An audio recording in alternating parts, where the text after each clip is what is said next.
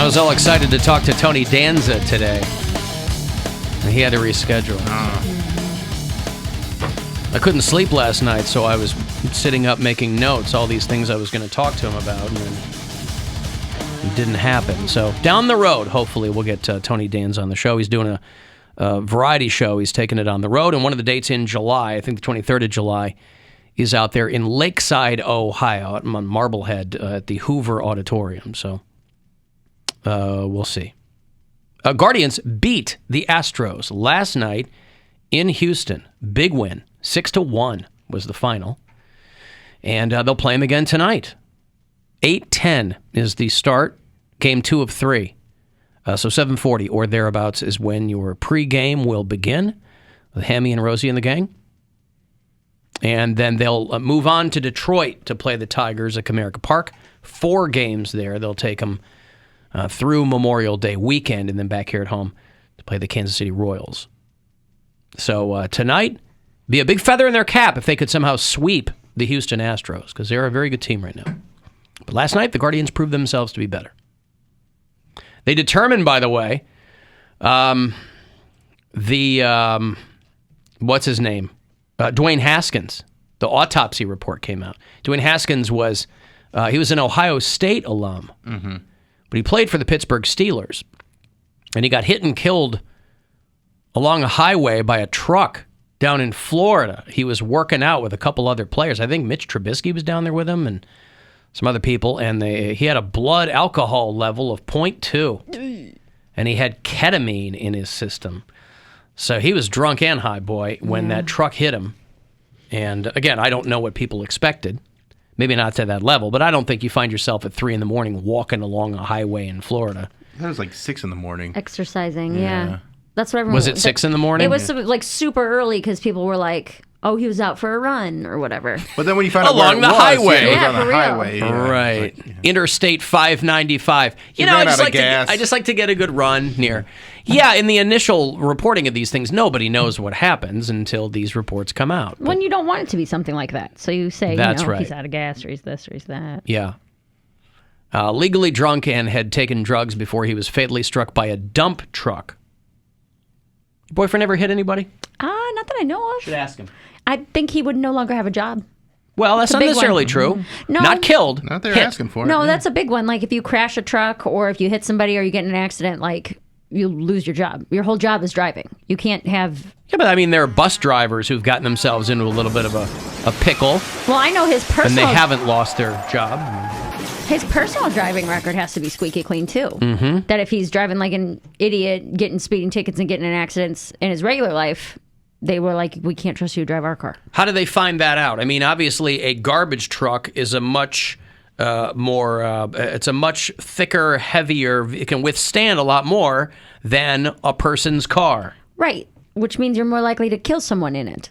Well, I don't even mean hitting a person. I mean, Or a house or anything. Well, there's a lot of other things you can hit. I mean, Yeah. you know, Even a like garbage can. Yeah. Yeah. No, I'm assuming, and this is just me completely guessing, but I'm assuming they you can check your driving record. Yeah. So I'm guessing that's what they do. So everyone driving a garbage truck, you're going to tell me, has a squeaky clean personal driving record. I think you have to be like a CDL driver. I don't know that you can have tickets and accidents and all kinds of DUIs. I mean, you've heard, can't have that. not to cast aspersions on anyone because they like to have a couple of hot toddies, but you've heard Political Joe call, right? Yeah. He's hammered all the time when he calls us. What is he? Is he a driver? He's a truck driver. yeah. He lets us know that he's a truck driver. Now, maybe that doesn't mean that might just be how he unwinds. He I know, drives for 2 that's- straight days and then gets wasted at home. That's what I'm saying. I'm not saying anything other than he calls us like 7 times in 4 hours at 4 a.m. on a Saturday, and he's loaded. Yeah. Calling you a foot whore. I am a foot whore. I got a pedicure today. So you got a photo shoot coming up then. I did it this morning. before I left. Post pedicure or pre pedicure? Post pedicure. Are these new clients or repeat? What? Are these new clients I or don't are these have any people? Huh? clients. I get a pedicure every 2 weeks. No. You said Was you're the photo taking shoot pictures, for though. regular? Oh, I have them. I just have them. Oh, you have them. Yeah, that way if someone's like, hey, ready to and then go. I send out a blast email, hey, you got a pedicure today if you're interested. Oh, you load them in the I'm chamber, and then marketing. I see. Yeah, I thought somebody had requested. I thought you were doing it by request. I do it by request as well. These ones are cheap. If I hit you up and I'm like, hey, I got a new pedicure today, these ones are cheaper. But if you want something specific, that is on demand. Well, good and a for little more you. expensive. You're just Yeah. letting them know. Yeah. Are you- Hey, just so you know. pedicure freaks. I saw in your story you asked if you should start a OnlyFans for your feet. I did say that. You did? Are you going to? I don't know if I'm going to or not. I have a lot of friends who are mixed Only on foots? it. Only foots. What is OnlyFans for your feet? It would be just like Just regular self-explanatory? OnlyFans, but just of my feet. I had a girlfriend of mine. She does like naked yoga on OnlyFans, and she was telling me how she does it. And she goes, "You're not going to make any money." She No. goes, "If they." You got to do naked yoga to make money. No, she's saying even with naked yoga, that guys are so cheap, and they are on that site to watch you do things. This is why I don't get, like, then why do naked yoga? Well, because she was like, "Oh, it's a niche. Maybe people will like this," and she's like, "That'll get people in, but then they won't subscribe they want anymore porn, yeah. because they want porn. They So don't she really doesn't do want that. She just doesn't yoga, or That's she does why. the other stuff. That's what I was She going to say. started doing the other stuff. Yeah. Oh, she did. She did, yeah. Tell Bill, because he's going to want to know. That's what I was going to say is if you start the OnlyFans, I think you're going to get a lot more people Requesting things that are annoying. not Yes. what you want to And do. That that's involve when- your face in them. And when she told me how much money she was making, I was like, that's not worth it because I'm making That's what a I'm similar saying. amount of money doing it this way. And she's naked on And she's there. very naked. Right. And she's what she calls playtime. That's what she is. Thank you, Alan. This is for the foot whore. I'll take it. I bet you her dead daddy would be real proud of her, like foot pictures on the internet and all this. Hey, I'd pay $100 for a foot pic if she could put her one. I'd pay $1,000 for that He picture. just kind of trails Hey, off there. go ahead. Hey, yeah, but I yeah. don't know. I have a feeling that that's just his way because he probably can't. He knows he can't drink and drive. So if he's on for 3 days driving and off for 2, he's like, I'm going to get annihilated in these I 2 hope days. that's the case. You know? I very much hope that's the case. And again, I'm not. This is all speculation. This is what I'm assuming, but I know Right. you got to have a clean record with that stuff. I'm almost positive if you get a DUI, they take it away. I don't think you can have a CDL and a DUI. Lose your job. I don't know if you can have a CDL. Because there's a lot of truckers out there, and there's a lot of dudes with multiple DUIs. I don't know. Like I said, speculation. I'm not sure. Alan, I work for FedEx. We've had people hit Amish buggies, kill horses, put people in the hospital, but they still have jobs. Oh, it's only a I've 1 seen year. all sorts of wrecks. 1 year suspense. Yeah, 1 year disqualification if you get a DUI when you have a CDL. Did you see them out there in the sticks? The cops had to pull over. There was a dude passed out in a buggy. Oh, yeah? Yeah. Out in Self-driving cars are yeah, hell of a thing, man. This is out in Orwell. We just talked to a guy out in Orwell. Yeah. A 21-year-old Orwell Amish man got an OVI because he was fully passed out behind the wheel of behind the horse, Behind the behind the reins. the reins, He yeah. passed out behind the reins. Got a drunk Amish guy passed out in a buggy. Whoa! Hey! Hey! He passes out, and the horse starts going across in the middle of the road. The horse is still going, and the dude's passed out. Wake up! There's a Bud Light can sitting in there, and he passed clean out. That's what he did to me. He'll go home. The horse knows how to get home. He's passed clean out. He's slumped over. I'm gonna see if I can get in front of him and slow down. We might have it stopped. Nope. Disregard. He just rammed it into my car. Yeah, they're trying to get the horse to stop. I love the horse knows how to get home. Well, the horse isn't drunk. So they're like, the horse will get him home safe, They don't know that the horse wasn't drunk. I guess. You know? When Kramer fed Rusty all that beefarino, he was farting. I don't know what's going on with his horse. See, the horse, nobody suspects. It's the guy behind the reins that takes all the heat because the cops see him slumped over. Nice to know, though, that Bud Light is the beer of choice for the young Amish out there Did the in Orwell, Ohio. did the horse submit to a breathalyzer or I don't know about that. Field sobriety test? Yeah, I don't know that they did the field sobriety test for the horse. They didn't get that deep into the charges against the 21-year-old Nathan Miller. Got himself an OVI, drunk and passed out in the buggy. He was treated at the scene for minor injuries. That deputy that I played for you there was the one trying to gain control of the horse. It lurched forward and crashed the buggy into the cruiser. You lose your CDL if you get 2 DUIs. Fool me once, shame on you. Fool me twice, lose my job. I got $1,000 for it. It's a chance for you to go fund yourself. Last week to do it, last few days to do it. So listen closely to all these keywords and good luck. The Buzzard wants you to go fund yourself and score $1,000. Enter the nationwide keyword cash at WMMS.com. That's cash. Enter it now at WMMS.com. And good luck from Buzzard Radio. Guess what? The last payphone in New York City has been removed. I have used this payphone many, many years ago. 22 years ago, I used this payphone. It is the public pay telephone, the last one in New York at 7th Avenue and 50th Street, right there in Midtown. Graffiti all over it. There's a 3-phone bank. There's a kiosk right there. And it was finally removed. A piece of history from there in Midtown. Phone booth, I believe. Yep, that is just what it is. Once considered a lifeline, public payphones in the city are now officially a part of history. The last one removed from 7th Avenue and West 50th Street in Midtown. It's a generation change, big generation change, you know. Grew up seeing them all the time. Now, tell my kids about a phone booth, they probably won't even know what it is. They'll look at it in history books. Those old enough to remember using payphones on the street, stopping to record the history. You know, they always say that. If you're old enough to remember, payphones have been around. I mean, this is the last one in New York.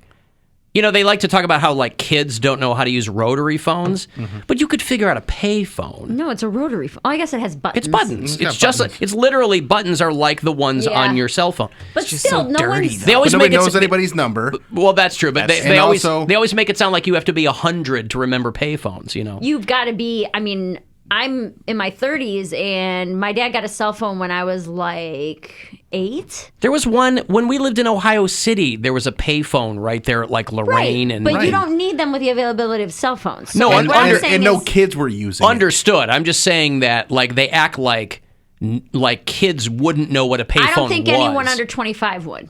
Wouldn't even know what it was. They might recognize it from a. They might know that it's a phone. Movies or anything. I guarantee. They'll collect calls. My kids have never used a payphone. Right. I bet kids that have been in juvie know what they are. A lot of kids go through the system. I guess. Hey, it's payphone.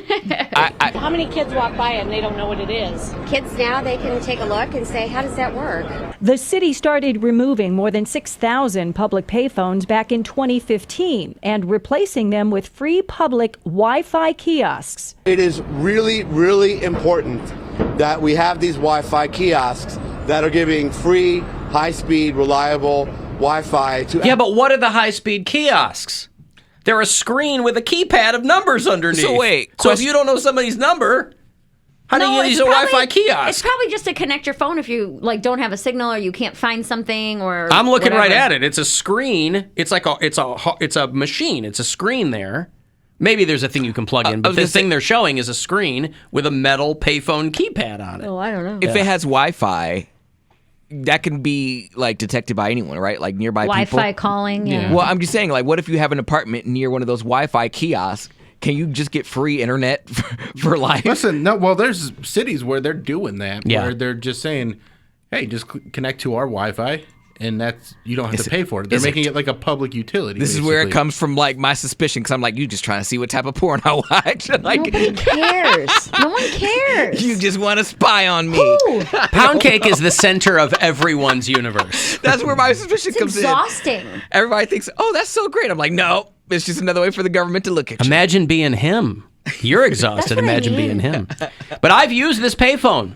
This very payphone, because Radio City Music Hall is a block away. This was at 50th and 7th. Radio City is at 50th and 6th. And I used to do my show every year from the Video Music Awards for MTV, which was at Radio City Music Hall.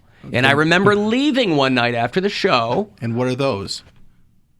Video Music Awards. Right. See, what they used to do was they would have a big to-do. Pull up a chair and I'll tell you the tale of the payphone. I remember the Video Music Awards. But the reason I remember MTV. reason I remember that year is it was 2000, and I remember that year because first I was in the nosebleeds. That's where they put radio people. That's where we belong, frankly. And it was the year that Rage Against the Machine was up against Limp Bizkit. They were basically two sides of the same coin in 2000, right? So Rage Against the Machine was up for the Sleep Now in the Fire video. Michael Moore directed. It's them in front of the New York Stock Exchange going crazy, right? Cops shut it down. Limp Bizkit is nominated for Break Stuff, which is Limp Bizkit. And like the Wayans brothers were the hosts. Rage Against the Machine loses, and Timmy Comerford, the bass player, jumps up on the set and won't come down. I remember that. Remember that? It was because these were live. VMAs were live. And so I remember the producers trying to get him down, and the Wayans brothers are just kind of riffing, trying to fill time. And he wouldn't come down. Until what? Until they won? They go to commercial. I just remember producers with like headsets and clipboards trying to get him down. They eventually get him down, like arrest him. It was a whole thing. Of course, Rage Against the Machine wanted to break stuff too, namely the unchecked greed of the American oligarchy. Nevertheless, I remember that year very, very well because it was about a month later that Zach De La Rocca left because he goes, we're not on the same page artistically. Now, I don't know if those two were connected. I know he and Tom Morello were not pleased about Timmy Comerford running up and down the, but it was supposed to be, hey, trying to be dangerous or whatever, right? And you got on the phone and you said, Mom, go to the Gadzooks and get me every Rage Against the Machine shirt that you can get your hands on. I was 29. I wasn't, yeah. No, I said, I need to find a report, Rage Against the Machine. No, this was before the VMAs. It was between my show and the VMAs. I went a block away and I used that bank of payphones. Because I didn't have a cell, it was 2000. Yeah. I don't remember having a cell phone. If I did, I didn't have it with me. That's right around the time my dad got one. I mean, I remember getting my very first, it wasn't a brick phone, but it was still like the Nokia? Kind of, in 96, maybe. My very first phone I remember getting around 96, where it had the antenna you had to pull out. Yeah, and it flipped down. My dad. It didn't flip. It was it had the face on the front, and it was like a little brick. His was it had a small, thin, screen almost, where you could only see the numbers, and there was just a piece of plastic that flipped down that kept the buttons protected. So it was basically like a cordless house phone, but with a tiny screen that you could see the numbers on. Yeah, that was it. Hey, Heath. Yeah. What's going on? Nothing. Just driving. What can I do for you? Can you hear me? Yeah. What's up? Am I on Alan Cox? I'm on Alan Cox Show. Yes, you are live with me, Heath. What's up? Oh, I was calling just to let you know about the Amish thing. My dad grew up Amish, and he had a horse that knew how to get home, so he'd go out partying and stuff, and then he'd have friends that wouldn't go with him because the horse knew how to get home. And one time my dad went out by himself. The horse got him home, but he forgot to wake up in the morning and go in the house. And his dad came out and caught him in the buggy. He knew exactly what he did, and he got whipped. Ooh. The dad and the horse got whipped. Did your dad, did he leave on Rumspringa and never look back? I think he already knew he was going to leave before he even did that. He knew it. Because you're not, I assume you're not Amish. You're calling me in your car from a cell phone. What? Oh, no, I'm not Amish. Right. My dad left when he was 18. Right, okay. Right, but at least he got a couple of good stories under his belt. Yeah, well, the thing is, people don't realize, I was growing up, too. I grew up in Apple Creek. There was a couple of younger kids, Amish kids, that got killed by buggies, riding in buggies, which my dad said they're probably out doing the same thing he did. Buggies, the horses take off, and they don't know how to stop at stop signs, and they'll just cross the roads. And yeah, because Apple Creek's got they got a bunch of Mennonite churches out there, right? So you don't want to go driving through the front doors or anything. Right. Yeah, they got a bunch of Mennonite churches, yeah. Right. Okay, hey, thank you, Heath. I appreciate it. Apple Creek's a very small town, by the way, if that's where Heath is from. If you're out there in... I've never even heard of that. Wayne County. It's like 1,000 people out there. He makes a good point, though, that they're out getting hammered. He's like, the horse will get me home, but the horse doesn't know the laws of the road. Plus, he said his dad left when he was 18, which means all that happened before he was 18 years old. Well, that's what I'm saying. They can go hammered him behind the horse. Matter. Right. That is, the Amish created the first support animal. It was a horse that would get you home when you were drunk. The first Uber horse. Mm-hmm.